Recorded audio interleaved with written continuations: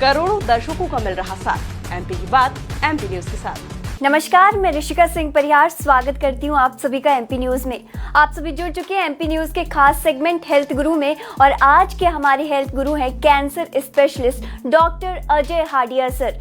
Cancer एक ऐसी बीमारी है जिसका नाम सुन के ही लोगों के रूह जो होते हैं वो कांप उठते हैं और कहीं ना कहीं लोग डरते हैं इस बीमारी का नाम लेने भी। और वहीं आज हमारे साथ मौजूद हैं हमारे न्यूज़ स्टूडियो में doctor Ajay Hadiya sir. Welcome to the news studio sir.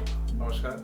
क्योंकि किसी चीज़ को हमें जानने के लिए उनके विशेषज्ञ से अगर हम बात करें तो हमें उसका पर्याप्त नॉलेज मिल सकता है। सर, सबसे पहले तो लोग कैंसर कैसे होता है यही नहीं जान पाते हैं। सर, क्यों होता है और कैसे होता है ये?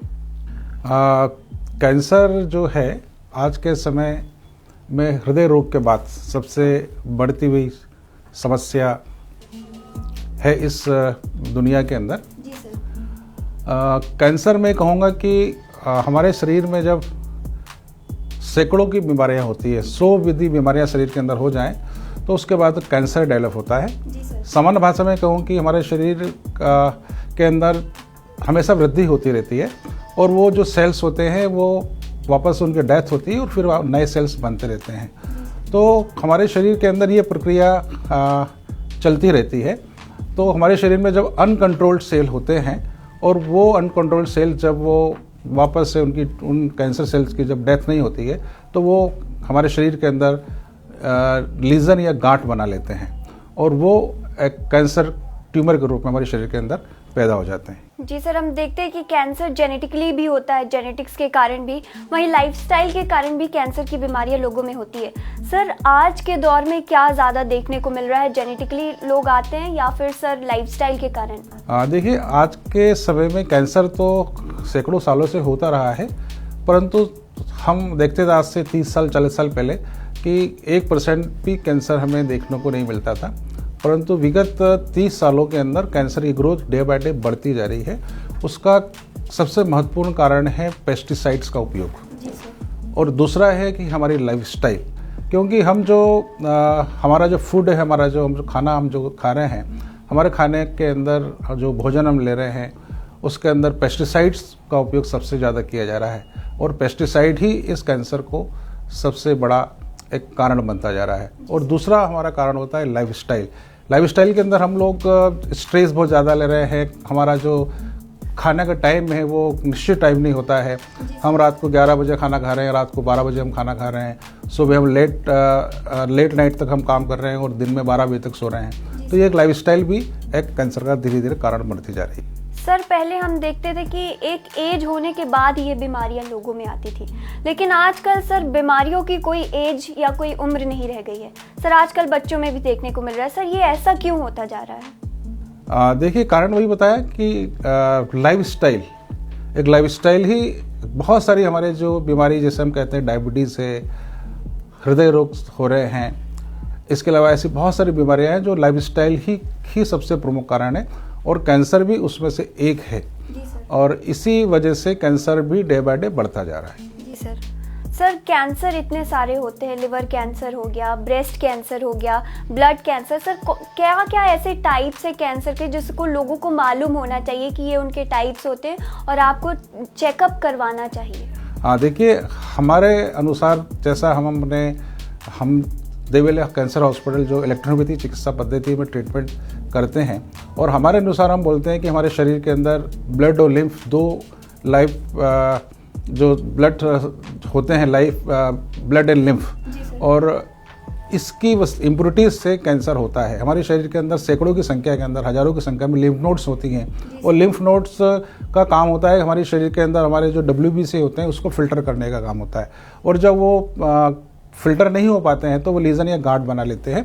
तो और दूसरा मैं कहूँगा कि हमारे शरीर के अंदर अलग अलग प्रकार के कैंसर पाए जाते हैं, उसको हम आर्गन्स के अनुसार हमने उनका नाम दे दिया है। जैसे मैं कहूँगा कि यदि जीभ में हो जाए तो उनको टंग कार्सिनोमा कहते हैं, गाल में हो जाए तो हम उसको बकल म्यूकोसा कहते हैं, यदि लेरिंग्स फेरिंग्स हो जाए तो लेरिंग्स फेरिंग्स कैंसर कहेंगे, ये तो आहार नाल में हो जाए तो इसोफेगस कैंसर है, स्टमक में हो तो स्टमक कैंसर, इंटेस्टाइन में हो तो हम उसको कॉलन कैंसर कहेंगे, रेक्टम में हो तो उसको एनएस में हो तो रेक्टम कैंसर कहेंगे, लीवर में है, गाल ब्लैडर में, पेनक्रियाज में है, अलग अलग हमने नाम दे दिए हैं। इसी प्रकार यदि ब्लड संबंधित यदि कैंसर होता है तो हम उसको लिक्वेमिया कहते हैं, मल्टीपल माइलोमा कहते हैं, लिम्फोमा कहते हैं। तो अलग अलग नामों से हम कैंसर को बताते हैं। जी सर, जैसे कि आपने बताया कि अलग अलग ऑर्गन्स में जब होता है, सर आजकल की लाइफ में और आजकल के कॉमन डेज में सबसे ज़्यादा कौन सा कैंसर पाया जाता है? देखिए, इस समय जो कैंसर सबसे ज़्यादा देखने में आ रहा है, एक तो कहेंगे कि जो लोग टोबैको का, अल्कोहल का जो इस्तेमाल कर रहे हैं, तो ऐसे यंगस्टर हमने देखे जो 20 साल, 22 साल, 25 साल, 30 साल के हैं, वो अधिक तंबाकू का उपयोग कर रहे हैं, तो उन्हें ओरल कैंसर ज़्यादा हो रहा है, जिसके अंदर ओरल कैविटी में कैंसर हो जाता है, गाल में बकल म्यूकोसा हो जाता है, जीभ में टंग कैंसर हो जाता है, थ्रोट में कैंसर हो जाता है। इसके अलावा अल्कोहल में ज़्यादा उपयोग करने से इंटेस्टाइन का, स्टमक का, लीवर का कैंसर हो रहा है। तो आजकल ये कहते हैं कि जो इस प्रकार के जो लोग ज़्यादा यूज़ कर रहे हैं उन्हें ये कैंसर ज़्यादा हो रहा है। जी सर। सर, जब किसी पेशेंट को कैंसर होता है तो सर उसे सिम्टम्स नहीं मालूम होते कि वो किस बीमारी से जूझ रहा है अभी। क्या सर इसके सिम्टम्स और अर्ली वार्निंग्स होते हैं कि हमें चेकअप करवाना चाहिए? और सर चेकअप में कौन सी ऐसी प्रोसीजर होती है जो लोगों को मालूम होना चाहिए? देखिए, जैसे मैंने अभी आपको बताया था कि हमारे शरीर में जब 100 बीमारियाँ होती हैं तो कैंसर का रूप लेती हैं। हमारा शरीर के अंदर लंबे समय तक यदि हमें भूख नहीं लग रही है, इंडाइजेशन हो रहा है, एसिडिटी बढ़ रही है ना, तो कहीं ना कहीं वो कैंसर का कारण वो पाइल्स यदि हो गया है तो रेक्टम कैंसर बन सकता है, इंटेस्टाइन कैंसर बन सकता है, स्टमक कैंसर बन सकता है। इस प्रकार से कोई गाल में या जीभ में कोई छाला हो जाता है तो वो ओरल कैंसर या टंग कैंसर बन सकता है। तो मैं कहूँगा कि यदि हमारे कफ के अंदर कहीं ब्लड आ रहा है और हमने उसको इग्नोर कर दिया है तो पता लगा कि वो लंग कैंसर हो गया है। कई बार हम समझते हैं कि हम मोशन के लिए जाते हैं और हमें पाइल्स हो गया है और वहाँ से हमको एनएस के थ्रू हमको ब्लड आ रहा है तो हम समझते हैं ये पाइल्स है, परंतु कई बार वो रेक्टम कैंसर हो जाता है। तो ऐसे हमें सिम्टम्स मिलते हैं और हम कई बार उन सिम्टम्स को इग्नोर कर देते हैं और इस कारण से वो पता लगता है कि बाद में कैंसर है। ऐसे बहुत सारी जो फीमेल्स हैं, लेडीज़ हैं, जिन्हें ब्रेस्ट के अंदर छोटा सा एक गांठ बन जाती है, पता लगता है कि वो बाद में जाके वो ब्रेस्ट कैंसर बन रहा है। या ऐसी बहुत सारी फीमेल है जिनका मेंसेस इरेगुलर है, जिनको लिक्विड या वाइट डिस्चार्ज हो रहा है और वो इसको इग्नोर करती है तो पता लगता है कि उनको सर्विक्स कैंसर है, यूट्रस कैंसर हो जाता है। तो ये एक छोटे छोटे सिम्टम्स होते हैं। सर, उन्हें टेस्ट करवाने कैसे जाना पड़ता है? सर, क्या क्या टेस्ट होते हैं जो पूरी प्रोसीजर में आते हैं? देखिए, क्या होता है कि एज सच हम कहेंगे कि प्राइमरी स्टेज में 90% केसेस में प्राइमरी स्टेज के अंदर कैंसर को हम नहीं पकड़ सकते हैं। कैंसर हमें जब आता है, जो हमारे शरीर में 6 महीने साल भर पहले कोई बीमारी होती है और हम इसको इग्नोर करते जाते हैं तो वो धीरे धीरे कैंसर में वो बदल जाता है। तो प्राइमरी स्टेज में तो हमें कैंसर को हम 10% भी पकड़ ले पाते हैं, परंतु हमें हमारे शरीर के अंदर कोई ऐसी गांठ लगती है, कोई ट्यूमर लगता है या ऐसी कोई चीज़ हमें लगती है तो हमें तुरंत उस चीज़ की हमें जाँच कराना चाहिए, है ना। यदि हम सोनोग्राफी करा लें तो कई बार हमें प्राइमरी स्टेज सोनोग्राफी में हमें पता लग जाता है, या फिर हमें सिटी स्कैन कराना होता है या हम एंडोस्कोपी कराते हैं।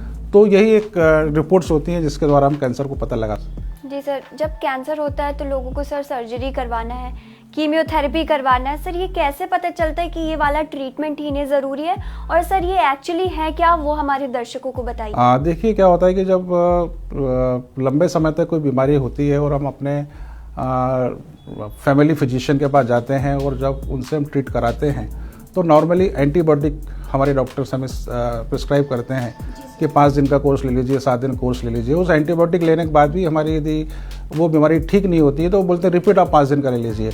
उसके बाद भी हमारी बीमारी जस की तस से बनी हुई है तो हमारे जो फिजिशियन होते हैं उन्हें एक शक होता है कहीं इन्हें कैंसर तो नहीं हो रहा है, तब वो सोनोग्राफी कराते हैं, सिटी स्कैन कराते हैं, एंडोस्कोपी कराते हैं, तब जाके हमें पता लगता है कि ये कैंसर के सिम्टम्स हैं।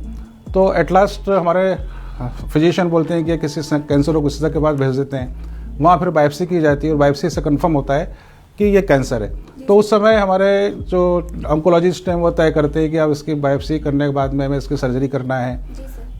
यदि मेटास्टेटिक कैंसर है तो फिर वो कीमोथेरेपी की बात करते हैं, लिम्फ नोड्स यदि हैं तो वो उसके लिए रेडिएशन की सलाह देते हैं। तो इस प्रकार से 2-3 प्रकार से इसका ट्रीटमेंट कैंसर का किया जाता है। जी सर।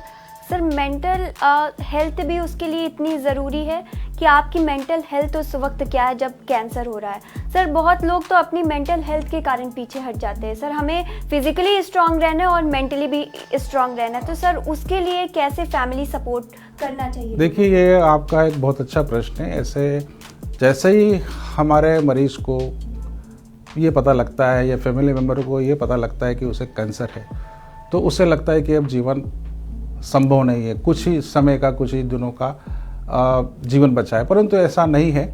यदि हम पॉजिटिव सोचें, अच्छा हम सोचेंगे, सही समय से हम ट्रीटमेंट कराएंगे, सही ट्रीटमेंट कराएंगे, तो कई बार जो कैंसर है वो ठीक हो जाता है और मेटास्टेटिक कैंसर भी ठीक हो जाता है। परंतु उसके लिए बहुत सारी प्रिकॉशंस हमें लेने की आवश्यकता होती है, जिसके अंदर हम कैंसर को हरा सकते हैं। जी सर। सर लाइफस्टाइल चेंज करने से क्या कैंसर ठीक हो सकता है? बिल्कुल, लाइफस्टाइल चेंज करने से कैंसर ठीक हो सकता है। देवेलिया कैंसर हॉस्पिटल के अंदर हमारे पास ऐसे हजारों मरीज आते हैं जिनको हम इलेक्ट्रोहोम्योपैथी सिस्टम द्वारा हम ट्रीटमेंट करते हैं। और हमने हमेशा ये सलाह देते हैं कि जब पेशेंट हमारे पास आता है तो हम ये बोलते हैं कि कैंसर का जो कारण है वो होता है हाई प्रोटीन डाइट। और हाई प्रोटीन डाइट को यदि हम बंद कर दें तो कैंसर के सेल्स का जो फूड सप्लाई है वो बंद हो जाता है। हम जनरली देखते हैं कि हमारे एलोपैथी साइड से यदि हम देखते हैं तो वहाँ ये कहा जाता है कि आप हाई प्रोटीन डाइट लीजिए। वो इसलिए कहते हैं कि सर्जरी एक बड़ी सर्जरी होती है, उसके बाद कीमोथेरेपी देते हैं। तो कीमोथेरेपी के अंदर आप सब जानते हैं कि उसके साइड इफेक्ट बहुत सारे होते हैं। उसके अंदर कैंसर के सेल्स हमारे शरीर में 5% है, तो कीमोथेरेपी 2% सेल्स को ख़त्म करती है, प्लस 50% हमारे नॉर्मल सेल्स को ख़त्म करती है।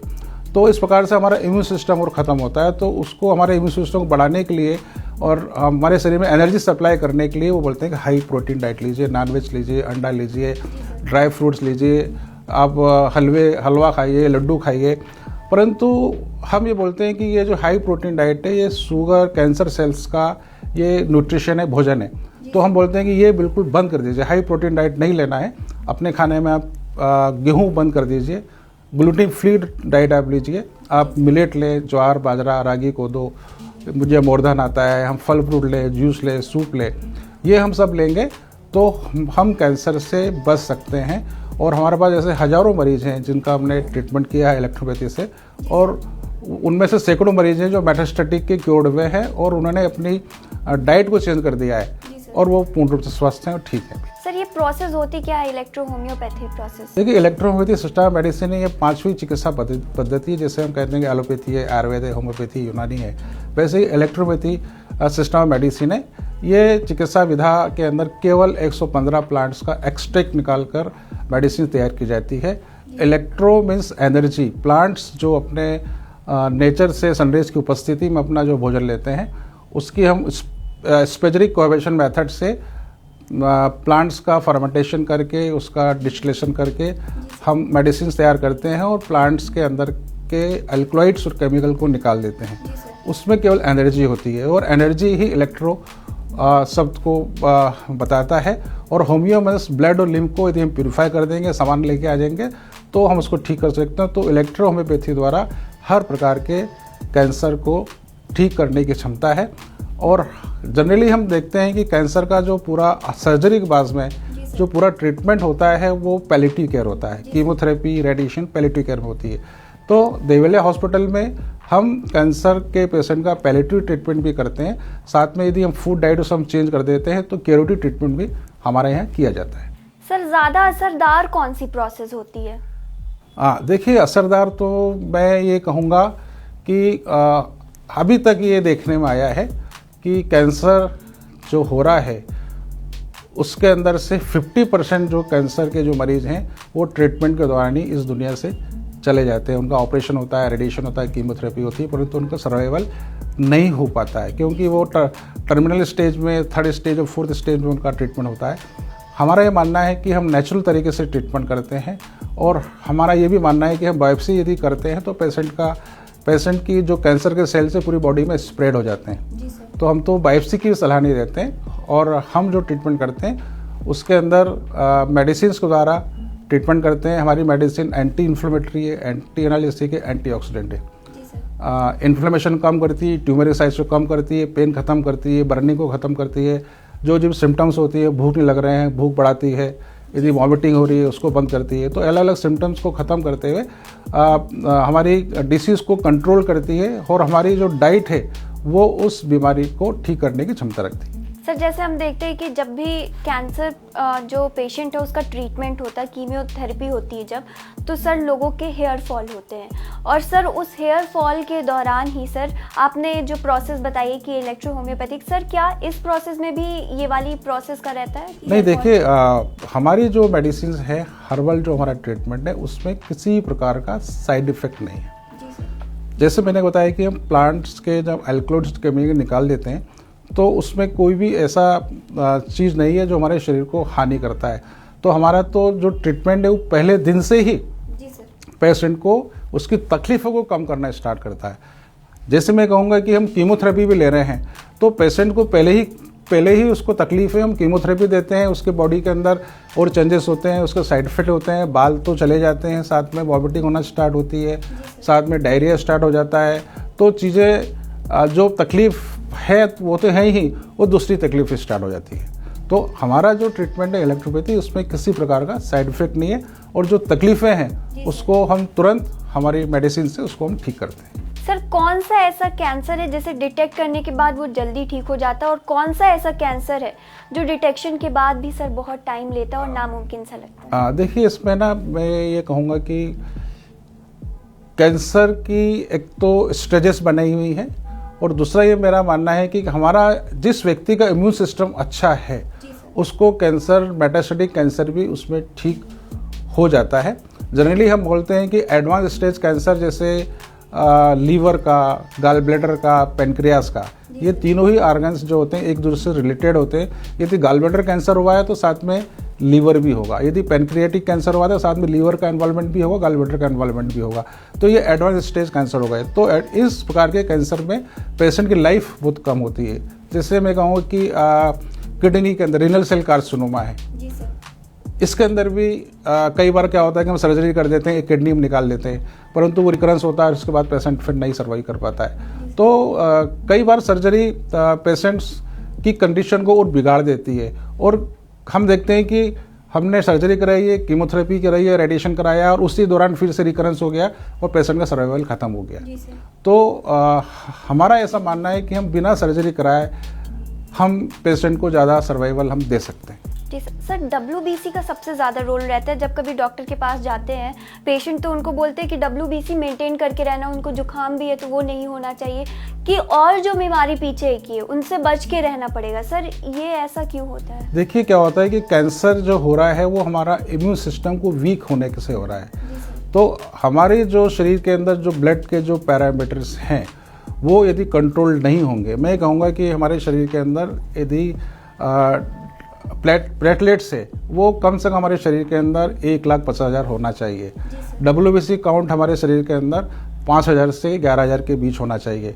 यदि ये WBC काउंट 5,000 से कम है, यदि ये 2,000 है, 1,500 है, तो भी हमारा इम्यून सिस्टम ख़त्म हो गया है। और WBC यदि 40,000 और 50,000 में पहुँच जाती है तो भी हमारे लिए वो नुकसानदायक है। प्लेटलेट्स यदि हमारे शरीर के अंदर 80,000 है, 50,000 है, 1,00,000 से कम है तो भी हमें तकलीफ है। और यदि वो प्लेटलेट्स 6 लाख हो जाती हैं, 7 लाख हो जाती हैं तो भी हमें समस्याएं आती हैं। तो ये है कि हमारे शरीर के अंदर हमारा जो इम्यून सिस्टम है उसमें ब्लड के पैरामीटर्स हमेशा कंट्रोल होना चाहिए, WBC काउंट हमेशा नॉर्मल होना चाहिए। यदि नॉर्मल से कम है तो भी हमारा इम्यून सिस्टम ख़त्म हो रहा है, हमें बीमारियाँ आ रही हैं, इन्फेक्शन हमारा बढ़ रहा है। और WBC ज़्यादा बढ़ा हुआ है तो तकलीफ तो है ही। सर लोगों में आजकल क्या मिसकंसेप्शन है कैंसर को लेकर के? देखिए, मिसकंसेप्शन तो यही है कि कैंसर का नाम सुनते से ही हम घबरा जाते हैं, अब क्या होगा हमारा लाइफ, अब हम जिंदा रहेंगे नहीं रहेंगे। परंतु मेरा ये मानना है कि हर बीमारी को से लड़ा जा सकता है, हर बीमारी से बाहर आया जा सकता है और हम कुछ चीज़ों का प्रिकॉशंस कर लें। जैसे मैंने बताया, डाइट को हम यदि फॉलो कर लें और बीमारी से लड़ेंगे तो निश्चित है कि हम कैंसर से बाहर आ सकते हो। और हमारे पास तो ऐसे भी पेशेंट हैं जो 70 ईयर हो गए हैं या 75 ईयर के हो गए हैं, उन्होंने उस कैंसर को हरा दिया है। तो कैंसर को हर स्थिति में, हर उम्र में हराया जा सकता है। जी सर, सर जैसे कि बहुत सारी ऑर्गेनाइजेशन है, WHO हो गया सर, आजकल हम देखते हैं कि बच्चों के स्कूल में भी जाकर के कैंपेन्स कराए जाते हैं जिससे उनसे अवेयरनेस बढ़े। सर इसको लेकर, कैंसर को लेकर के क्या एक अवेयरनेस बच्चों में होनी चाहिए, और सर क्या वो टेस्ट है जो उनको दिमाग में याद होने चाहिए कि इस पे तो हमें ध्यान देना ही है? देखिए, अवेयरनेस की बात तो मैं यही कहूँगा कि हमारे जो फीमेल्स हैं, जो हमारी 17 साल 18 साल 20 साल की जो लड़कियां हैं जिनको मेंसेस 12 साल 13 साल 14 साल की उम्र से स्टार्ट होता है, तो मेंसेस उनका रेगुलर उनका होना चाहिए। इसके अलावा हम देखते हैं कि हमारी जो फीमेल्स होती हैं वो अधिक हार्मोनल टैबलेट का यूज़ करती है, तो उन्हें हार्मोनल टैबलेट को अपने मेंसेस को कम करने के लिए, ज़्यादा करने के लिए या उसको रोकने के लिए उन सब चीज़ों को हमें इस्तेमाल नहीं करना चाहिए। और यदि हम नहीं करेंगे तो निश्चित ही कि हम इस बीमारी से हम बच सकते हैं। और जैसा मैंने बताया कि ऐसी जो बीमारियां जो कैंसर को बढ़ा रही हैं उन्हें हमें नहीं यूज़ करना चाहिए, जैसे आपका अल्कोहल है, टोबैको है, ये जो स्मोकिंग है ना, ये और पॉल्यूशन से हमें बचना चाहिए, लाइफस्टाइल भी ठीक करना चाहिए, तो हम कैंसर से बच सकते हैं। जी सर। फिजिकली आप बीमारियों से ग्रसित हो सकते हैं लेकिन मेंटली नहीं होइए, उसका अवेयरनेस और उस इतना स्ट्रांग बनिए कि वो जितनी भी बीमारियां हैं आप उन्हें लड़ा करके और हरा दें उन्हें, क्योंकि जो एक्चुअल बीमारी होती है वो आपकी मानसिक बीमारी होती है। आपको जो कुछ भी डाउट हो वो आप हमारे कमेंट सेक्शन में पूछ सकते हैं, और भी ऐसी ताज़ा तरीन खबरों के लिए आप जुड़े रहिए MP न्यूज़ के साथ। नमस्कार। करोड़ों दर्शकों का मिल रहा साथ, MP की बात MP न्यूज के साथ।